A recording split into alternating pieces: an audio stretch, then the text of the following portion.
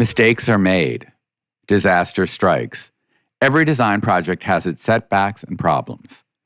But then there are the truly troubled projects. A client rejects a custom rug or sofa, one that was approved and signed off on. A contractor is unable to meet a deadline or just disappears. Shipping delays provoke meltdowns and threats. How do you overcome these setbacks, both financially and emotionally? How do you keep your firm afloat and your staff motivated? How do you get your confidence back? I have with me today 3 designers who have faced and faced down all sorts of dilemmas and have persevered. Heidi Caillier is a San Francisco-based designer whose refined, softly colored, and serene rooms incorporate lots of vintage and antique pieces. She works extensively on both the West Coast and New England, and her work has been featured in Luxe, AD, Elle Decor, and numerous other publications. Welcome, Heidi. Thank you. New York-based Keita Turner, a graduate of the Rhode Island School of Design, has an extensive background in both fashion and interior design. Her residential and commercial projects convey a youthful spirit through her mix of bright colors and charming patterns. She has participated in Design on a Dime and the Essence Magazine Designer Show House and has been featured on TV and in virtually every major shelter magazine. Hello, Keita. Hi, I'm happy to be here. So glad you're here. Former artist Crystal Sinclair was born and raised in Texas, where she started her design career, but she now lives in Tuxedo Park, New York, where she works with her husband, Ben, to create graphic, dramatic, and clean-line interiors where vintage pieces mix with bold contemporary accents and carefully curated collections. Welcome, Crystal. Hi, nice to be here. So you guys are here to talk about something that I think every designer faces. You know, nothing ever goes completely right on any project, but I want to really focus not on the small things, but what you do when something unexpected, a major setback, a client's unhappy. I'd love to get a sense, like, Heidi, why don't we start with you? What is the worst experience you've ever had in terms of doing a project? Oh gosh, it's hard to say. I kind of had PTSD when you were listing all of the things that could potentially go wrong, because I think we've faced all of them over the years. I mean, there's been some big ones. It's hard to, and oftentimes it's a combination or like, it's not necessarily one big thing, but it's the project where multiple things continue to go wrong. And those are the most traumatizing ones for me. I feel like if it's one big problem, it's like you take it as it comes and, whether you throw money at it or, figure out the problem solving. But when problems continue to kind of spiral, it really becomes traumatizing for all parties involved, I think. Yeah. And Keita, how about you? Oh, goodness. That same thing. There's so many, but recently, a project that we had out of state, because we're getting more projects out of state now, and we had one particular customized table from a brand of manufacturer I will not mention, where we have had to redo it 3 times. Wow. Yeah. And it just, to the point where I think on the second time, the second rejection, I wasn't there because I taught my client because I wasn't able to be there, so I had to let my client. It's out of state, and not all projects you're able to just ship everything to a receiving warehouse and do everything at once. So beautiful install, beautiful the curtain, install. Everything's great. So I had I kind of train the client on what to look for, but I think they took it overboard. That could be part of the problem. I think they went overboard, but so they became too much of a perfectionist. But I think they delivered it on a Saturday, and this was the weekend. I get the call. I'm all excited, and I get the call, and I said, you know what? I think I need. When I found out that something was wrong with this table again, I said I need to go take a walk. Took a walk, and my back gave out. Oh, no stress involved. No, seriously, my back gave it just how a pinch and then I was in the bed. I can't believe a table did this to me. Right. Yes. Right. And Crystal, what about you? Have you had a similar experience? This sounds so like a vendor problem, but also the client problem, So. And the and the ship and the receiver. Oh, okay. Triple whammy. It was, yes. What about you, Crystal? Yeah, I haven't had any issues with furniture per se. Thank goodness. I guess my time is still to come. Really, it's been delays with contractors and not meeting the timelines and things falling behind. And another one is, I think when the client and the contractor become too chummy and the client kind of starts taking over and making the decisions, and the contractor goes to the client instead of you first. And so any surprises or things that you could have easily kind of improv'd or found a solution, now the client's involved and they're really stressed out. And that to me is something that I try to steer away from, and just have the contractor contact us instead, please. Wow, I hadn't even thought of that as a possibility. So there's many, many levels here where things can go wrong and get screwed up, which is interesting. And Heidi, you mentioned, throwing money at it, which is often the solution you have to do. Bite the bullet. The sofa comes in, it's too big or something. But you can't do that all the time, or you wouldn't be able to keep your firm going. So how is that an issue that you try to address in advance? Because like one designer I was mentioning about this issue, and she said what she does is every time that a client disagrees with her, she puts it in writing why she feels. So is this something that you do? Why I don't agree that you should get this sofa, and here's why. And you should 100%. Yeah, okay. I am pretty adamant about getting everything in writing at this point. Just so, if it's meeting notes or, a confirmation, I pretty much insist on it. Our contract is pretty clear in terms of, custom items are non-returnable. And if, vendor returns are based on vendor policies. So at least we have those really clear guidelines in terms of that. But I feel like it gets more sticky if mistakes are involved and who's going to pay for them. So I think always the first recourse, like if it's a vendor's fault, then it's taking it up with the vendor to try to get that taken care of. If it's the studio's fault, we will eat the cost. I think that's a lesson I've learned over the years. I used to push back a little bit or, be a little more reluctant, probably because it wasn't as easy to let go of that money. But now I just feel like the reputation is so much more important. And rather than, get into 55 emails back and forth, turning into an argument, pointing fingers, you can do that on the back end with a contractor or a vendor. But I think in terms of being client facing, the solution is generally just to solve it financially as quickly as you possibly can. Yeah. Would you agree, Crystal? Oh, 100%. I agree. It's taken some time for me to just get to that point. Sometimes there are big chunks of change here we're talking. A sofa that doesn't work. That's not cheap. We're not talking $200 here. No, I was just going to say, I was listening to a podcast the other day and they were saying, maybe it is a sofa. Maybe you've ordered a sectional and, the return's facing the wrong way or it's, but I think, we have workrooms that also can adjust that. Maybe it's not spending buying a whole new sofa. Maybe it's being creative about a solution as well. Yeah. Right. And Keita, I'd love to have a sense from you how these mistakes, like let's face it, we all make mistakes. Yes. And I'm sure your team makes mistakes. Yes. It's better when they make it than when you make it because there's nothing worse when you're the guilty party and you have no one to blame but yourself. But of course. How does that affect your morale of your team and the people that you work with? And have you ever had to fire somebody over consistent mistakes or something like that? How does that work? Well, yes. I mean, this happened years ago. And thank God the client, it was actually for a commercial project, but the client was very forgiving and it really didn't turn into an ip when it could have or should have. So I had an architect that I was working with. She was project manager and an architect, not architect of record, but just the architectural designer.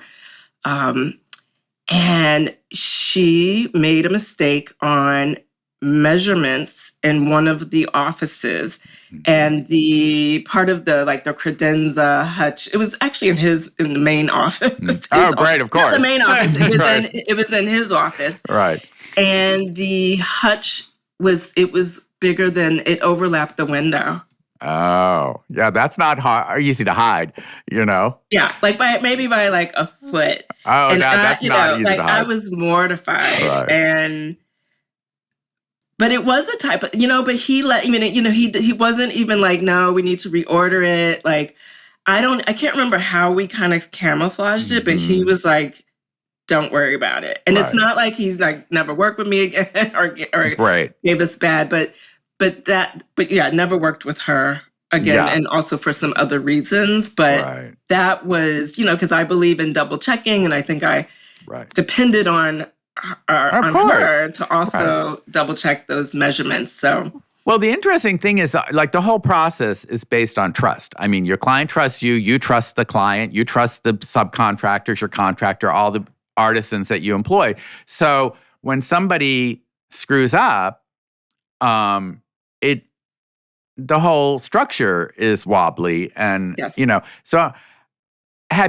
Crystal, have you ever come to the point where you've just said, this is somebody I cannot ever work with again as well, like Heidi did with this? Is it something that is a learning process? Is there, because contractors, we know how rare good contractors are. Mm-hmm. So how do you maintain good working relationships, and what do you do when somebody is really just incompetent? Well, that's definitely happening. I think that's currently going on where I'm having to handhold a contractor. So sorry to hear that, but not surprised. So we kind of fill in the gaps and try to make sure that everything's ordered on time, and kind of exactly what I said. We handhold and make sure that they're doing their job, and we put the timesheet together and we make sure he's on top of it. And then, of course, after everything is done, we'll thank him and move on our way. But you just kind of make the best of it and do what you can. Right. And Heidi, how do you find the contractors and the people that you want to work with? Is it word of mouth? Is it experience? Do you have a set team now that you always work with? I wish it was that simple. Yeah. With COVID, obviously, our projects are kind of all over the country now. Right. So it's not like we have these relationships like we did, 10 years ago, where it's like you're working consistently with the same contractors and the same team. It's really, we're finding different work rooms in all these different areas. And, a lot of times now, our clients are either asking for contractor recommendations and we're going to our network, or they're bringing their own contractors onto the project. And that's always an interesting dynamic because, who knows, you vet these contractors, but the client has chosen them. So you only have so much control over that process. And you can run into some serious issues with that. Contractors that aren't used to doing the level of work that you're providing or the level of detail that you're looking for. And it can so quickly devolve into kind of this like back and forth, finger pointing and I've really just taken the approach of, even if the contractor's absolutely terrible, doing all that we can on our end to manage whatever we can for the client, to make the process feel at least somewhat seamless versus, pointing out every mistake. Like I really believe in dealing with, ironing out any issues that you can without the client knowing about them first. Make it look effortless. Yeah, exactly. Right. Yes. But I could imagine that if it's a client's own contractor, this is again something I'd never thought about, that would make it more likely with Crystal's issue where the client goes to the contractor directly, which would complicate everything. So it's like 100%. How do you navigate that? Do you try and put things into writing? Do you have meetings with the contractor before you get started? How does that work? Clearly each case is different, but just in general. I mean, even if you do, I have a project in DC now in a condominium building, and I don't want to say too much because in case people were listening, but I do recall we interviewed 3 different contractors to the point where we went to see their work. I identified a contractor that really, really loved, and also they had worked on a project in the same building. Of a friend of theirs. So that's an advantage, one would think. That was an advantage. So, but, got the bids back, but then switched up. I think there was a little lag in the project, which does happen sometimes due to life. And somehow a new contractor was introduced from the client's end, who is a friend of theirs. Oh, really? Okay, this is And getting better by the moment. And kind of owes them a solid, that type of situation. So, I have no choice. But it's not a smooth ride. It's not. And they're also of a different generation. Like my parents' generation. So that's been very challenging as well. And some of the idea, they're not necessarily a contractor that I would have selected because they're also trying to throw out ideas. So creative contractor. That's probably the worst. Yeah, like barn doors. Instead of pocket doors. I mean, it's just like all kinds of things. But that, me even saying that probably just gives it away if they're listening. But yeah. No names are mentioned here. No names. So yeah, I think I prefer, and we do prefer if we can work with contractors that we have worked with before or have selected that understand our level, or the ideas that we want to put forth, and it's a smoother ride. It's a smoother situation. Right. And do clients generally understand that? Like, Crystal, have you noticed? I know you work with your husband, which is so interesting to me. Like, clearly you're a team and everything. And, when you have a good team, you have a shorthand. Things go much more quickly. It's intuitive. You understand. You don't have to explain everything. And, I just know from my end, even during publications, when you work with somebody the second or third time, it just goes so much more quickly. So do the clients understand the importance of that generally, do you think?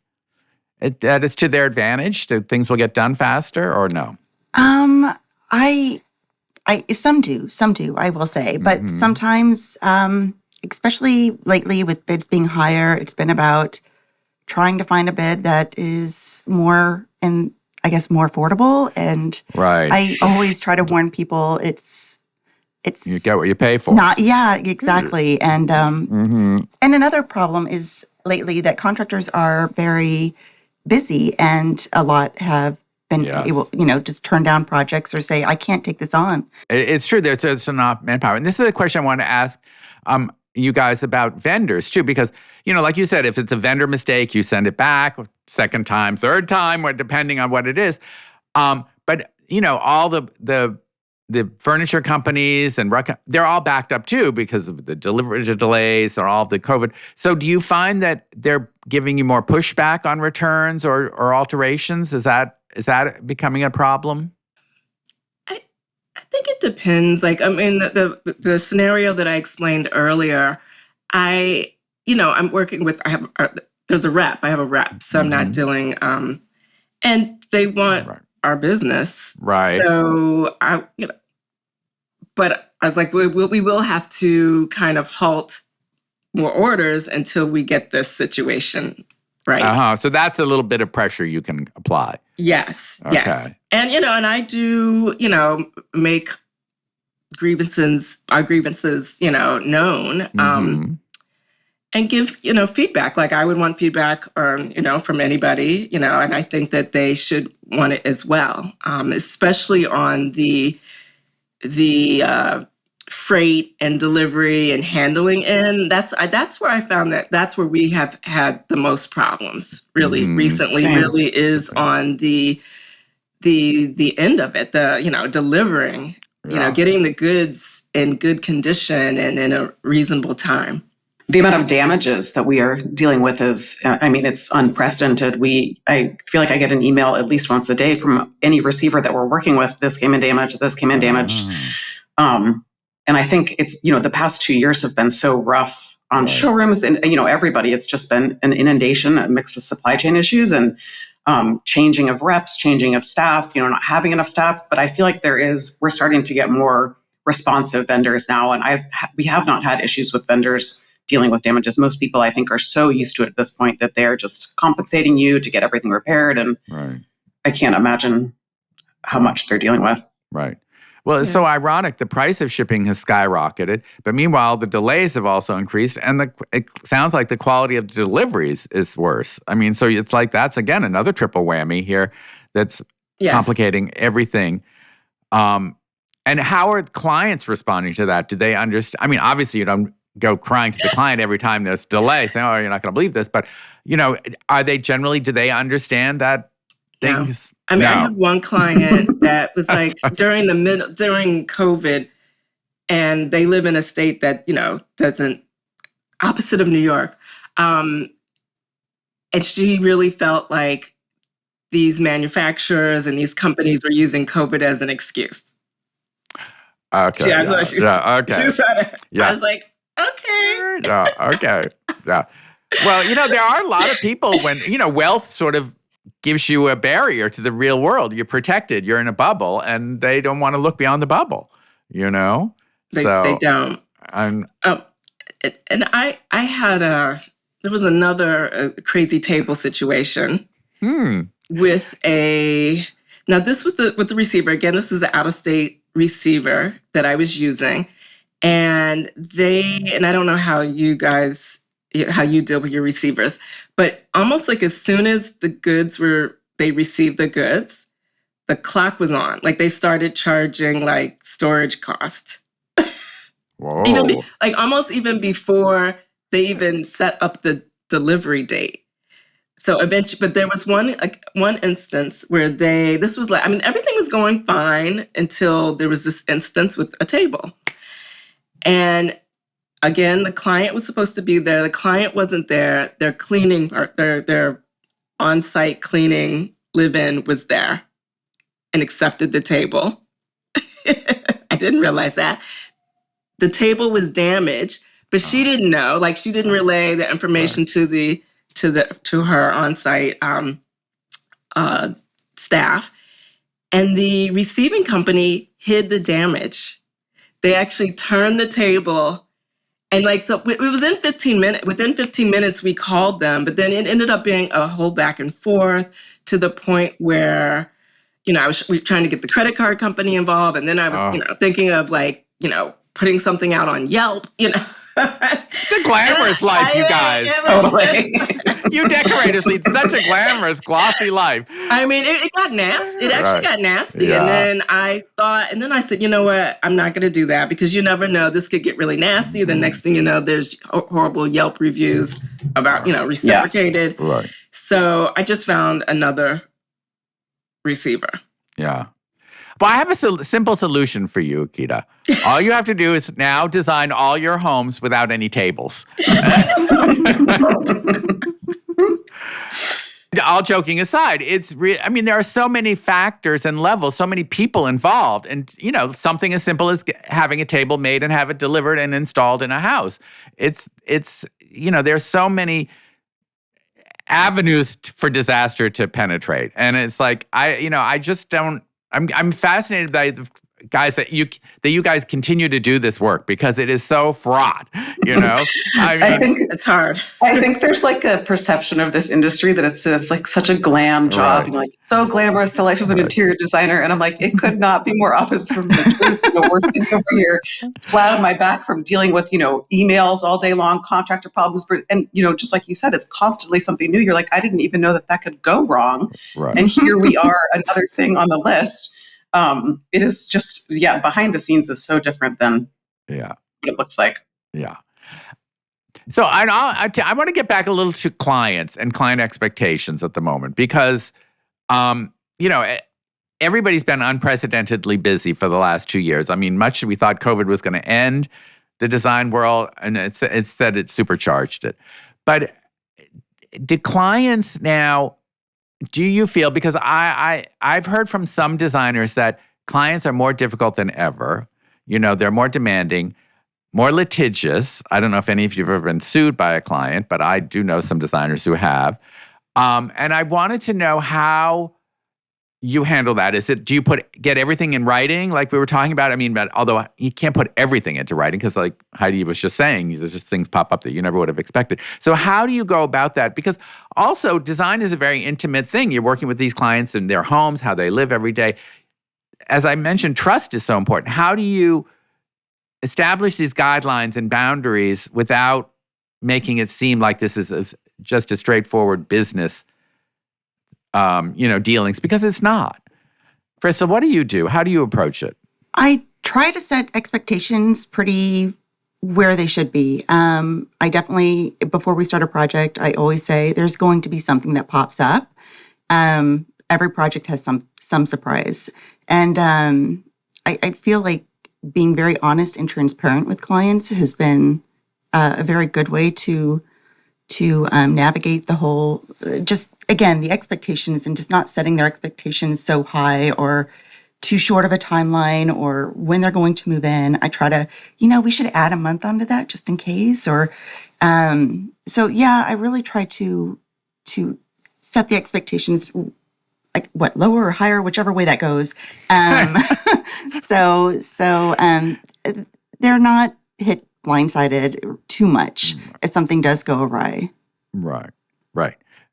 But at the same time, especially for a new client, you're establishing this relationship. You don't want to hit them with a 50-page contract. That's so. What's a happy medium? Keita, how do you? I don't know. My contracts are about 10 to 12, 13. Yeah, but people think those are long. Right. But now I don't, even before I send out like a 1 or 2 page proposal first to see if they're okay with the price before, I've been there. No sense in doing the whole thing. Doing all these contracts and then you never hear from them again. Right. But now, I didn't know, obviously we didn't know this prior to COVID, but once we're in the midst of COVID, now there's a clause, there's language in the contract that talks about these lead times and gives the So you've added that on to your standard contract. Okay. I've had to add it in there. Okay. Yeah. Oh, that's interesting. How about you, Heidi? Have you had to adjust your contract for the new reality? Yeah, I think my contract's kind of a living document at this point. Every project that comes up, you're like, oh, I need to add this now, and probably should add this too. But it is a fine line, like you're saying. You don't want to turn people off either with, all of these. Like it has to benefit both parties, and it has to feel like that it's a mutual, relationship, that you're just not trying to win everything. So I think it's a fine line. But yeah, we are constantly, as issues come up, all of that, but we also have implemented like a pretty extensive process document that we send along with what Keita was saying about with like a proposal and an estimate, and everything again is just written down, all of our processes, what you can expect, what this, the whole, year or several years is going to look like. So at least you can point back to that. And yes, it doesn't always work. Even if you have something in writing, it is emotional, like you're saying, and clients don't really care, but at least you have that behind you. So you can say, listen, we talked about this. We agreed to this. This is what's in the contract. So you do have a backup in case you do get a litigious client, which does happen, or people are unhappy. You can at least back yourself up. Yeah. Yeah. Thank God I've never had a litigious client. Thank you. goodness. But they would just get practice anyway. Yeah, they would just get practice. They can't get blood from a stone, right? But I did have, even when you do put things in writing, recently I remember I was over in Spain, and a client was just calling and calling, getting these calls coming through. And then I was checking emails, and I see, and that's a whole nother story, why the client was even on some of these, CC'd on some of these emails. The client reached out to the production, like the customer service of a well-known company, and said that they never authorized this order. Oh. So you know. So I'm like, what? Yes, you did. So I had to send like this, very stern, but like this email saying, yes, you did. We went over this X amount of times. We reviewed, blah, blah, blah. You signed off. Because nothing gets ordered. There's that, like, we're not ordering anything that's out there. You don't need it. It's for the client. Yeah. The client needs to pay for it. Right. It's just like, where is this coming from? And I don't know if and there's spreadsheets. There's that. So I just don't understand like why, what happened, except, I know what happened. It's fear of, they're cutting budget back, and now they're fearful. Like, wait, did I buy that? Right. Or my husband's going to freak out when he sees that I paid this X amount of dollars for this sideboard or whatever. I know, but it's like I guess the part of the secret is you got to get it in writing, right? I mean, it's terrible, but that's the thing. Now, has it ever happened to any of you, like something, like let's say you all agree on the paint color for the walls, the room is painted, the client comes in and says, oh my God, I hate this color, even though it was approved, signed off on and everything. And, because a color on a swatch is different than a color on a wall. And same with fabric. A swatch looks different when you have it on a sofa. So how do you handle that kind of situation where it's like, this is what we agreed on? And you like it because it's part of your vision for the space. So is it a matter of calming them down? Obviously each situation is different, but generally, how would you handle that? Crystal, how about you? Oh my gosh. I have not had that happen, thank God. Oh, good. I fingers crossed it doesn't. Oh my God, this whole thing is scaring me. No, I think something that we do that helps visualize or helps the client see your vision is we offer, or we don't offer, we kind of make the client, or we include in our whole package a lot of renderings. And at first, I wasn't on board with the renderings. I felt like it was a little bit of cheating, but it really calms a lot of anxiety from the client, like midway when they start panicking because everything's a mess. They have something to look at that they know what it's going to look at. And also it does show kind of what color of wall I have in mind and what, just everything. So that is something I feel that's been very helpful. And interesting. Are they computer renderings that you do, or do you just have somebody draw them, or? They are computer renderings. We outsource them. So, but they're very good renderings. And the only problem I think with the renderings is they look so real, but they are cold at the same time because it is a rendering. Right. And I taking the side of a client, you guys come in, you disrupt their whole house. They probably have to move out most of the time. You have a timeline. Maybe you're close to the timeline. Often you're not going to be because of the contractors, deliveries, all that other stuff. And then in the midst of all this chaos, they realize, oh my God, I'm paying, $20,000 for this sideboard. Where is it going to go in the midst of all this chaos? So I think it is hard. I think actually the renderings are probably a good idea. Do you do the same thing, Heidi? Do you do mood boards? How do you? We do kind of a combination, and we have been talking more about doing renderings. It's always the question of the fine line of like how much the client's going to be billed for design hours and how you manage that balance. But we do them for probably about 25 to 40% of our projects currently. And it is helpful. It can also be unhelpful, I will say, because, sometimes they don't convey exactly, or sometimes it turns the client off to something that you're like, no, I know that's going to be fantastic. You just have to trust me. Right. So I do think it's a really fine line. Yeah.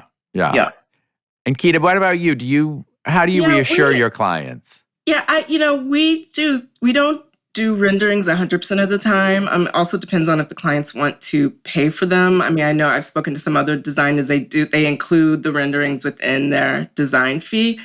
I've been, how much does it cost to do renderings? I'm sorry, sorry to interrupt, but how much generally would it cost to do renderings for like a 3-bedroom apartment or something? I guess it depends. Like you charge by the angle.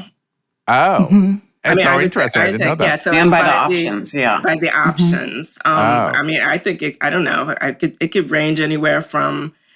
You want net cost, or well, it could range anywhere from, I would say, I don't know, $300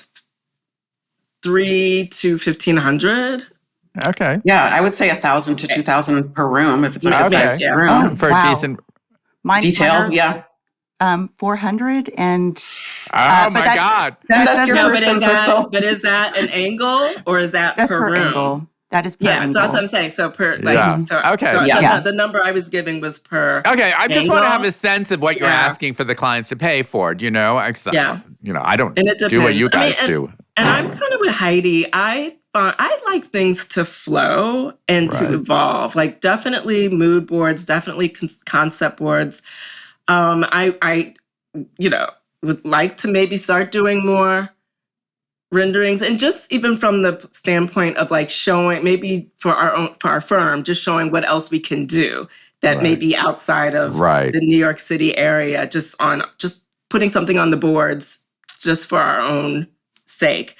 But I don't like it when maybe the client wants to adhere too much to a rendering because it could change. Things could change.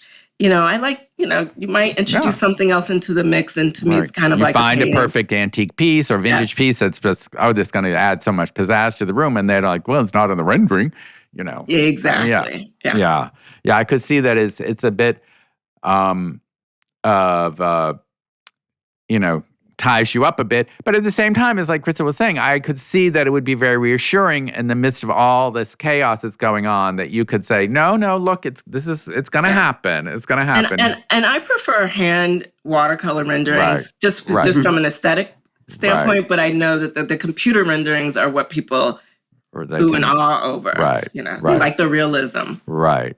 And you can always, or at least with who we work with, you can always swap out the pieces. So if you do have the rendering and you're like, I do want to change the console, they'll change it out. I mean, there is a fee, of course, but I don't know, just if the project does evolve to something different, the rendering can too.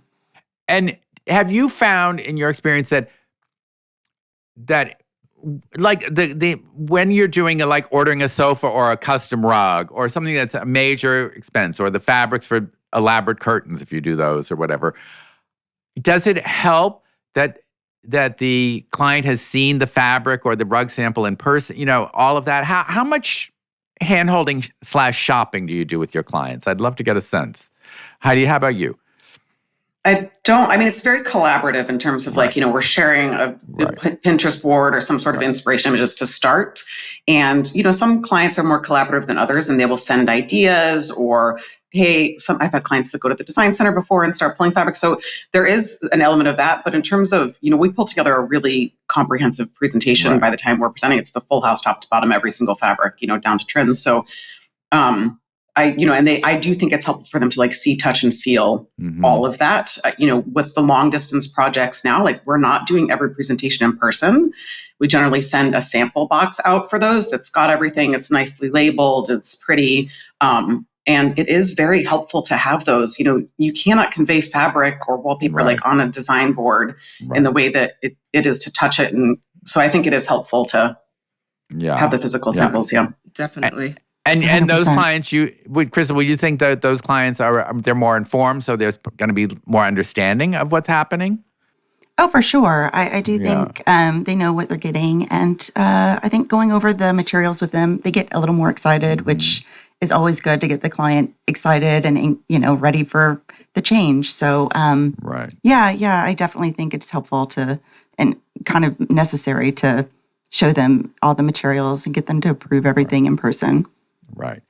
And I'd love to hear from each of you. Do you think that, the accessibility of things online, whether on Chairish or other websites or, fabric houses now, everything's online, Instagram, everybody's on Instagram all the time, all day long, we know. Do you think that all of that visual information out there makes your connection with your clients and what they're looking for easier or more complicated? Keita, why don't we start with you? Oh, goodness. Oh, starting with me. Oh, gosh. That's I don't know why that's a hard one to answer. For me, I feel like it's becoming information overload where even myself, I'm not on social as much as I used to be.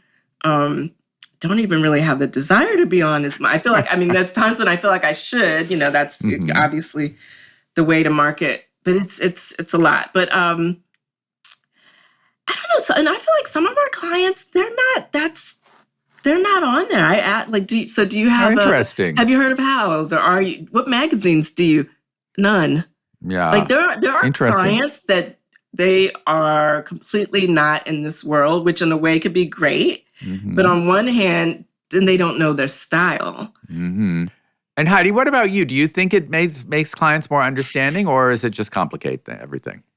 I think it kind of goes both ways. I think there is, I would say the change over the past 3 years in terms of what clients know and are exposed to is so dramatic to me. I have clients who I'm how do you know about these fabric houses? I've never even heard of some of these before, which can be wonderful. Right. But the clients that we've had, especially people in, I would say from anywhere from 30 to 45, 50, like that demographic really, they're heavy on Instagram. They follow a lot of designers. Designers are tagging sources. They're following the sources.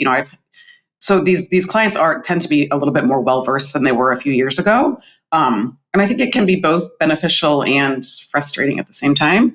Sometimes, they're bringing great ideas to the table, and it can be really helpful to kick off a project when the client can say, like, we love Sown, Rose Tarlow, and you really get an aesthetic direction really quickly then, which I think is very helpful versus, some of these projects where the clients really have no idea. Yeah. And you're like, I don't know what direction to take this. So it's nice if there's some knowledge. Knowledge. Right. Yeah. Right. Yes. And what about you, Crystal? Yeah, I think it goes both ways. I think the one thing I really don't like is they'll get their mindset into what's very trendy, and it's kind of difficult to steer them away and to explain, one, I don't think it's the right thing for the house, or two, this is going to date the house in 3 or 4 years. So I feel that's the biggest con to me is really you see, same with Pinterest, Instagram, you see the same thing over and over again, and it's hard to kind of get them out of that groove. I think this has been fascinating. I am not a designer and I don't deal with clients or vendors, so I'm fascinated at how complicated this is and how you guys all steer through this minefield of, producing a house, like putting a room together. Who knew it was this complicated? But I'd love to get a sense from each of you, your advice to a younger designer younger than you, maybe somebody who's starting out in the field. What are some 1 or 2 pointers that they need to keep in mind? Obviously the contract is crucial and getting things in writing, but what would be your advice to somebody starting out? Like you would never expect that this could be a landmine. Get your measurements right the first time. When you go and measure a space, get every little detail. Crystal, that's good advice. Yeah, I've worked with a couple of people, and their measurements were a little off, and especially in the city where every square inch is a huge deal. So get your measurements right the first time, or measure again. Good. It's that carpenter's advice, measure twice, cut once, Yes, It's so crucial. Yes. Keita, how about you? Yeah, I have to piggyback on what Crystal says as well, that definitely get the measurements right, but also verify measurements. Because on our drawings, where I was like, verify on site,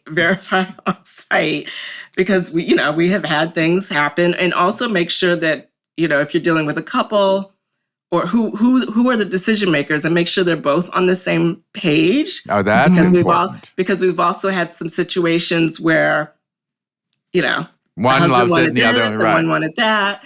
And I don't know what else. I guess also enjoy the process. Mm-hmm. It is a process, enjoy the process and figure out what you're good at, and then delegate what you're not.